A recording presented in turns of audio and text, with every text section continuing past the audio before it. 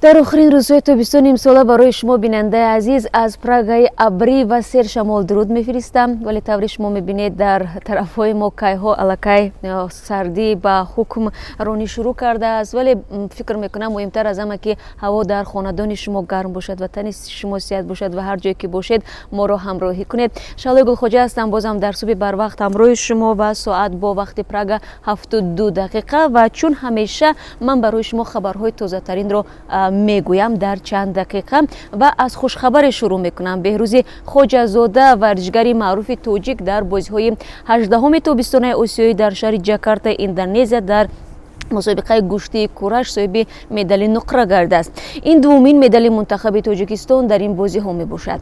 قهرمان جهان اوید به سامبو بهروز خوجه‌زاده 23 ساله در وزن زیر 81 کیلو 29 آگوست در قوازمایی اولی خود بر موسی صابیرов از ازبکستان غالب آمد. سپس در چهارک فینال نماینده چین را مغلوب کرد. بهروز در دور نیمه نهایی بر تستک امیدی ایرانی دست بالا شد. پهلوان تاجیک در دور نهایی از علی اکبری الیاسی 30 ساله ایرانی مغلوب گردید و به این ترتیب پهلوان ایرانی مدال طلا و پهلوان تاجیک مدال نقره را از آن خود کردند. ولی پهلوان دیگری تاجیک اکمل مرودوف در وزن زیر 81 کیلو که در دور اول بر رقیبانش از ویتنام و سوریه دست بالا شد در چهارک فینال از سرور شومرودفی ازبکستانی مغلوب گردید.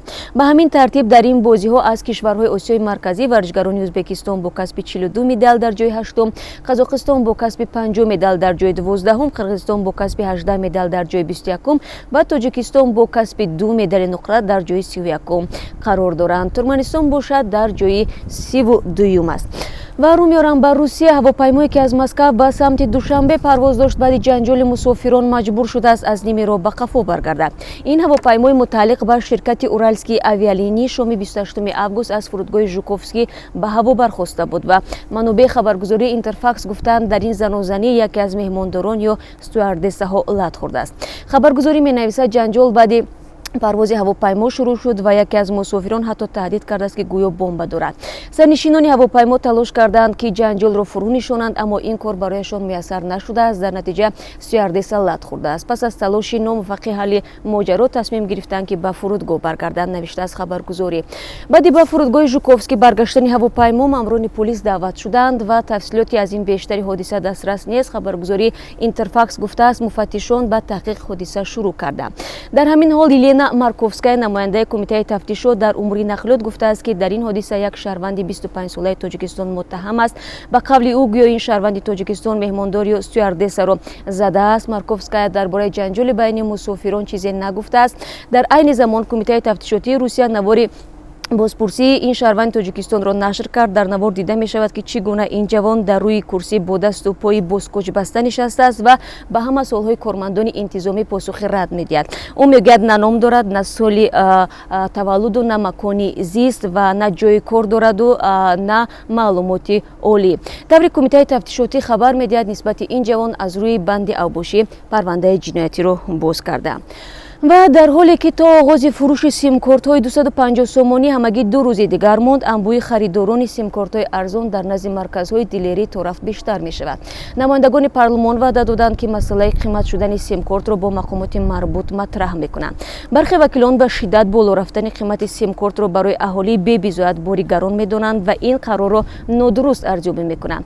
از جمله سید جعفر عثمانزاده وکیل مجلس نمایندگان و رئیس حزب دموکرات گفت گران شدن ارزش سیم کارت قانونی نبوده، قرار یک وزارت است و تنها به این خاطر در پارلمان بررسی نشد. عثمانزاده روز 29 آگوست گفت تصمیم های مقامات نباید برای مردم مشکل ایجاد کند و باید به 250 سومانی بالا بردن ارزش آن بازبینی شود.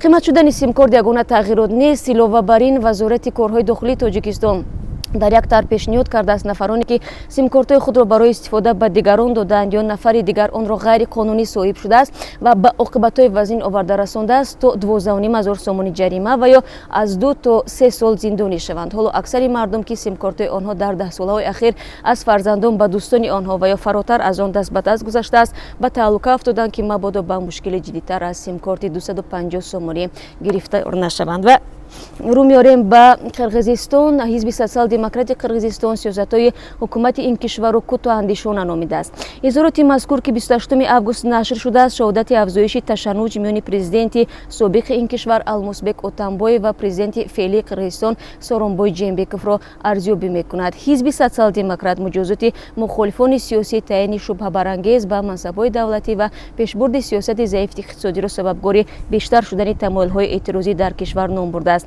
این حزب عضو ائتلاف حاکم قرقیزستان بوده زیر رهبری پرزیدنت سابق قرقیز اتنبایف قرار دارد. دفتر مطبوعات پرزیدنت قرقیزستان گفته است که با ایبنامه حزب سوسیال دموکرات جواب نمیدهد. برمیگردیم به تاجیکستان. شرکت آلومینیوم تالکو تصمیم دارد تا یک ماه دیگر در تاجیکستان کارخانه استحصال ماشین‌های بارکش را راه اندازی کند. این کارخانه مشترک یکجا با شرکت کرانتاس ازبکستان ساخته می شود که در این کشور با بندوبست ماشین‌های ویژه بارکش و ساختمانی مشغول است. در جریان سفر کاری شوکت میرزیویف رئیس جمهوری ازبکستان به تاجیکستان در ماه سپتامبر که همزمان با همایش رهبران کشور عضو ادعیم در دوشنبه برگزار می شود، قرار است پرزیدنت کشور همسایه از شرکت تالکو هم دیدن کند. ایگور ساتورف سخنگوی شرکت تالکو روز 28 август به رادیو آزادی گفت که سفر میرزیویف با هدف آشنایی از کار کارخانه آلومینی صورت میگیرد و گفته ایگور ساتورف کارخانه مشترک تاجیکی و ازبکی استحصال ماشین‌های باربر با شرکت کرانتاس ازبکستان در حدود شرکت تالکو بنیاد می شود و افزود که کارهای نصب تجهیزات کارگاه در بینای بیکارمانده تالکو تقریبا انجام یافته. متخصصان نصب ماشین‌ها را تمرین میکنند.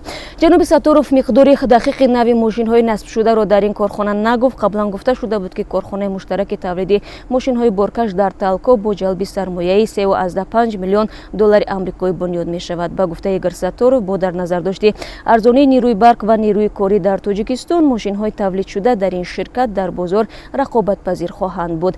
طبق آمار رسمی در تاجیکستان بیش از 9 میلیون واسطه نقلیاتی سبکرو و بارکش ثبت شده است که سال تولید بیشتری از آنها به قرن گذشته موافق می آید. ماشین هایی که به تاجیکستان وارد می شوند غالبا دستی دو بوده از اروپا و چین وارد این کشور می شوند. و کمیته انداز تاجیکستان بعضی مال و ملک و چند بینای ساتورن آنلاین که یک شرکت فراهم کننده اینترنت را به فروش گذاشته است. مسئولان کمیته انداز گفتند که مال و ملک این شرکت در سال گذشته با قرار دادگاه در حبس بود و فعلا قرار است طریق مزایده فروخته شود. کمیته انداز این شرکت را در نسپردن انداز متهم میکند. اسرائیل نیلیموف یک مسئول کمیته گفت که این شرکت 2 میلیون و 400 هزار سومانی بقیه قرض اندازش را نسپرده بوده است. و بیننده عزیز چند خبری بود که خواستم با شما در میان بگذارم.